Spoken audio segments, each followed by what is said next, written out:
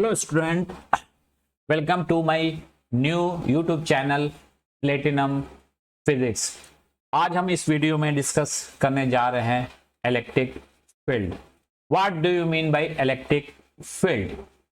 बेटा, electric field is a region around a charged particle where a force would be experienced by the other charged particles.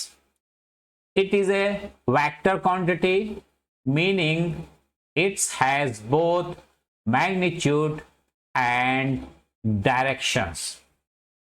तो देखिए, electric field, suppose that यहां पे एक positive charge हम रख रहे हैं। सपोज दैट यहां पे एक पॉजिटिव चार्ज गिवन, यहां पे एक पॉजिटिव चार्ज आप रख रहे हो जिसकी वैल्यू सपोज दैट Q0 है। ठीक है, ए पॉइंट पे, अगर ए पॉइंट पे इस पे अगर F फोर्स अप्लाई हो रहा है, F फोर्स अप्लाई हो रहा है, अगर इस पे F फोर्स अप्लाई हो रहा है तो हम कह सकते हैं कि पॉइंट A पे इलेक्ट्रिक फील्ड है। तो पॉइंट A पे इलेक्ट्रिक फील्ड आप फाइंड कर सकते हो। इलेक्ट्रिक फील्ड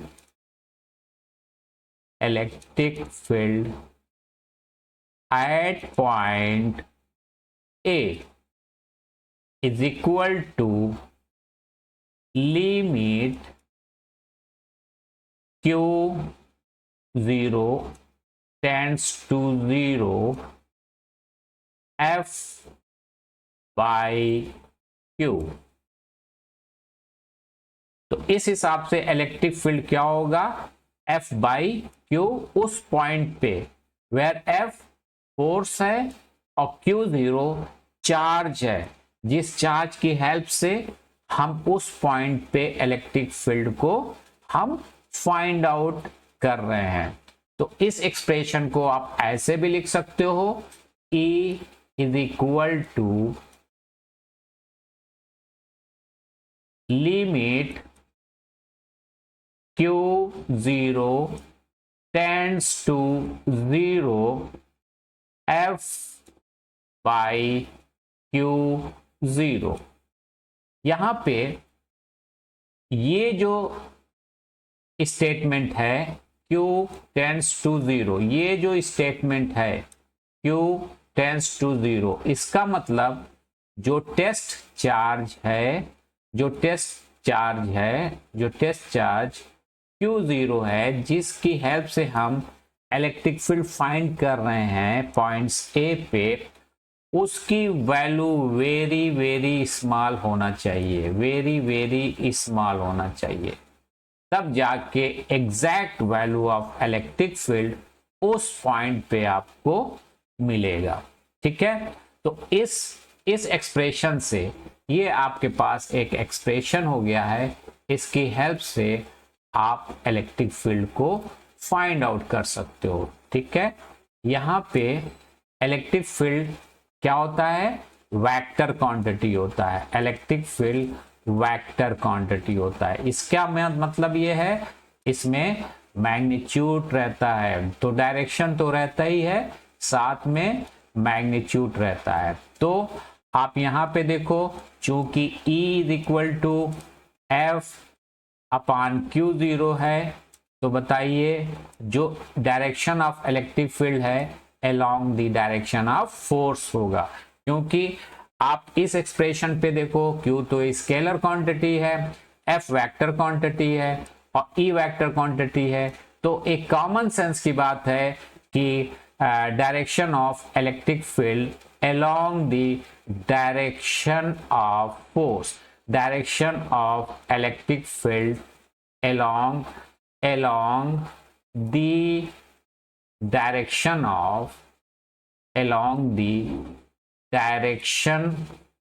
of force, जिस डायरेक्शन में फोर्स होगा उसी डायरेक्शन में इलेक्ट्रिक फील्ड है। जैसे यहां देखिए, अगर फोर्स का डायरेक्शन ये है तो इलेक्ट्रिक फील्ड का भी डायरेक्शन आपका यही होगा। ठीक है, तो इलेक्ट्रिक फील्ड का जो डायरेक्शन होता है, यानी जो फोर्स का डायरेक्शन होता है, वही इलेक्ट्रिक फील्ड का डायरेक्शन होता है। अब किसी रीजन में इलेक्ट्रिक फील्ड क्यों क्रिएट होती है? इसलिए क्रिएट होती है ड्यू टू सोर्स चार्ज।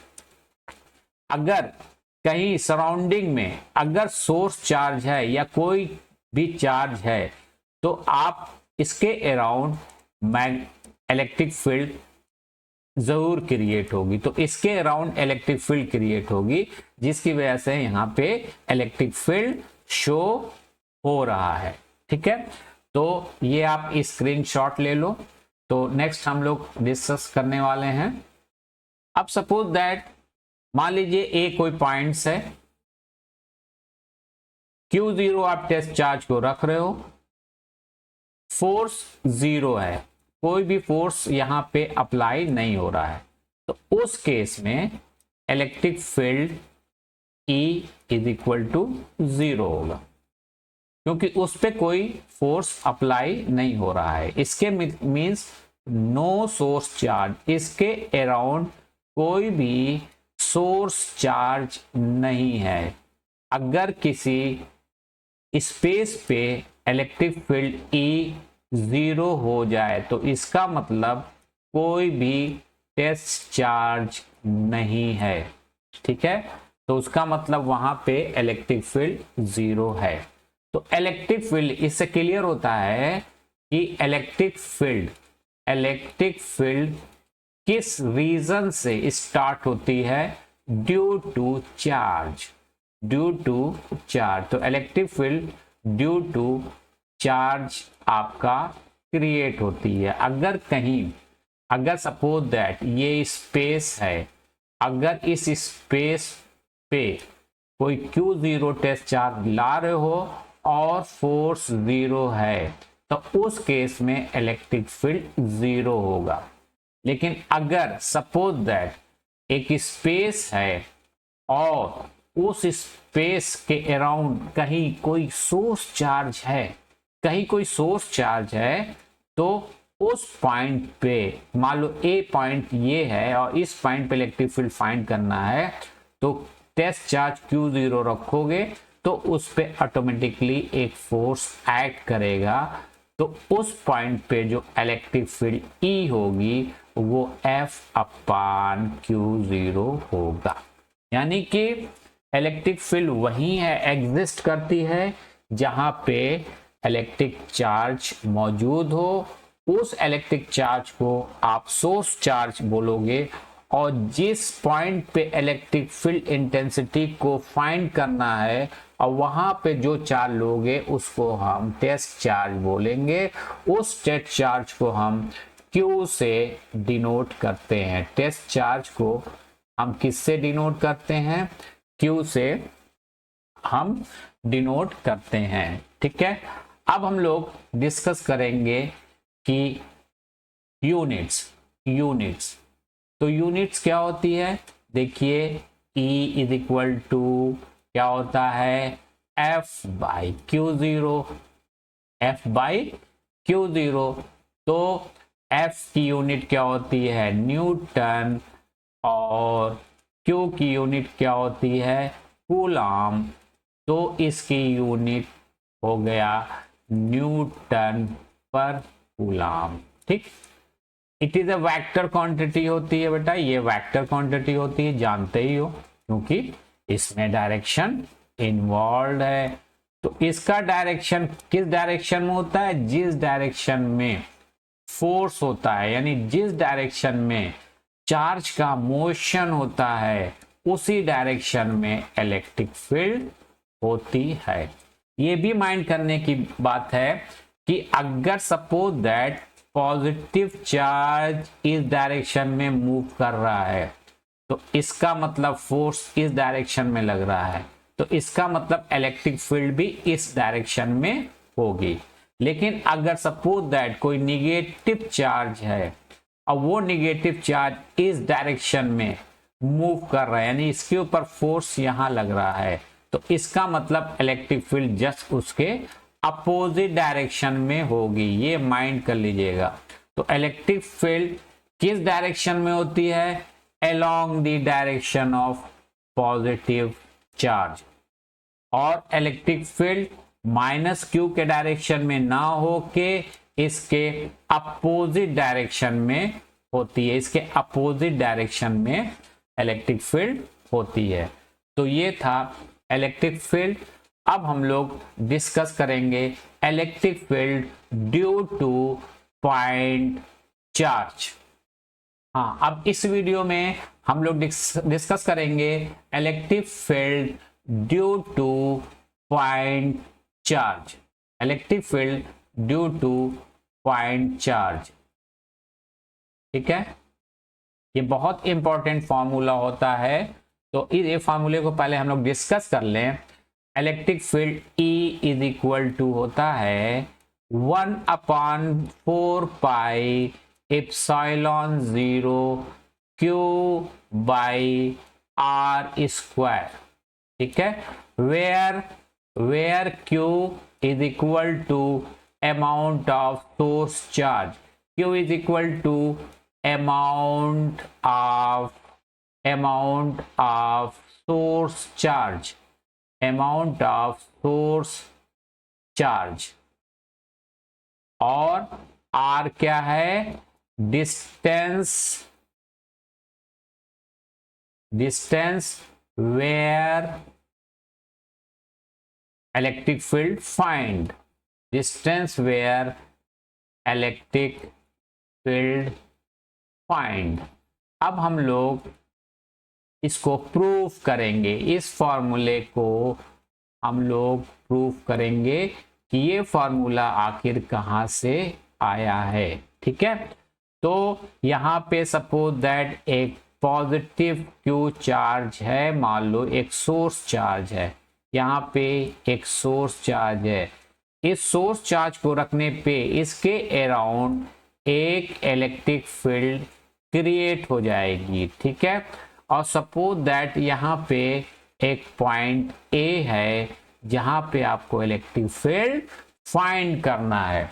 तो यहाँ पे इलेक्ट्रिक फील्ड फाइंड करने के लिए एक टेस्ट चार्ज Q0 आप रख रहे हो। तो इस Q0 पे इसकी वजह से एक रिपल्सिव फोर्स इस डायरेक्शन में लगेगा। उस रिपल्सिव फोर्स को आप F मान सकते हो, इसको हम मान सकते हैं रिपल्सिव फोर्स F, जो कि इस डायरेक्शन में आपका लग रहा है। चलिए यहां से सपोज दैट डिस्टेंस आपकी R है, यहां पे डिस्टेंस आपकी R है। मान लीजिए ये पॉइंट O है, OA डिस्टेंस R है, और हम लोग को इलेक्ट्रिक फील्ड यहीं पे फाइंड करना है। तो सबसे पहले हम फोर्स को फाइंड आउट करेंगे। फोर्स, इसके बीच फोर्स कितना लगेगा? Between the charge plus Q and Q0 के बीच एक फोर्स एक्ट करेगा।